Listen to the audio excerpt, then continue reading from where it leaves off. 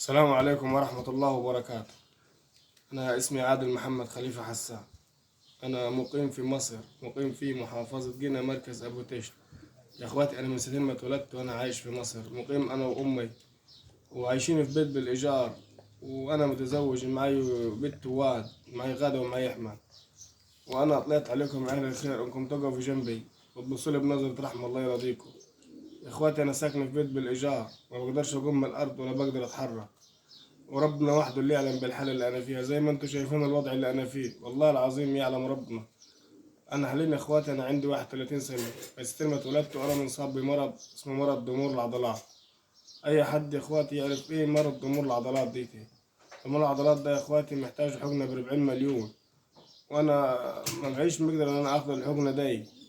أنا ماليش حد من بعد ربنا سبحانه وتعالى غيركم أنتوا يا أهل الخير، وكل أمنية حياتي إنكم تقفوا جنبي. واللي يقدر يساعدني يا إخواتي إن أنا أكمل المبلغ دي وأشتري حبيبة البيت، ربنا يجبره بخاطره. وبالله عليكم كل اللي عايز منكم تقفوا جنبي وتبصوا لي بنظرة رحمة، الله يرضيكم. الله يرضيكم، بصوا لي بنظرة رحمة، وقفوا جنبي عشان خاطر ربنا، خدمة لوجه الله، عشان خاطر الأطفال اللي معاي. كل اللي بطالبه منكم إنكم تقفوا جنبي وتساعدوني عشان خاطر الأطفال اللي هم معايا دول، بدل ما ترمي في الشارع بيهم. يا ريت بالله عليكم يا اخواتي تقفوا جنبي. انا راجل عاجز في الارض، ما بقدرش اتحرك ولا بقدر اقوم. وزي ما انتم شايفين الوضع بتاع البيت، والله العظيم نفس الوضع اللي هتشوفوه قدام عينكم. زي ما اسوي لكم حاله قدام عينكم من اهل الخير. يا ريت بالله عليكم وصلنا بنظرة رحمة، الله يرضيكم. وقف التليفون يجي.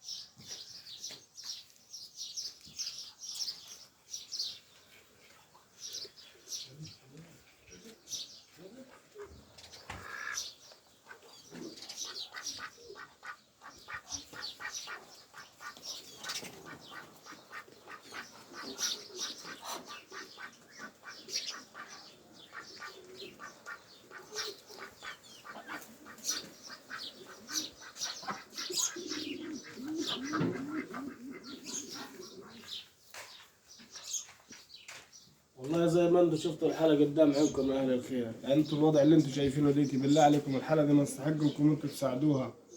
بالله عليكم الحالة دي ما تستحق انكم انتم تبصوا لي بنظرة رحمة يا اهل الخير. اديكم زي ما انتم شايفين الوضع اللي انا فيه وشايفين حالتي. يعلم ربنا والله العظيم احنا في حيرة وضيقة، ربنا وحده العالم به. وربنا ما يحير اي واحد مسلم يا رب، ولا يوقعكم للزنقة ولا في ضيقة ولا في حيرة ابدا. اللي هتقفوا جنبي وهتجبروا بخاطر ربنا يجبر بخاطركم. يا ريت بالله عليكم يا اخواتي تصلوا على النبي على قد ما تقدروا، بنية تفك الكرب وفك الضيق، الله يرضيكم. اللهم صل وسلم وبارك على سيدنا محمد، والسلام عليكم ورحمة الله وبركاته.